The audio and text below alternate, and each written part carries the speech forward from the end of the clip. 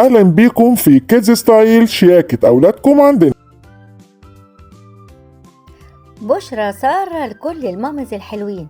أصل المامز نوعين، نوع بيشتري أي لبس وخلاص، ونوع تاني فاهم الشياكة الصح، ده أكيد بيروح كيدز ستايل.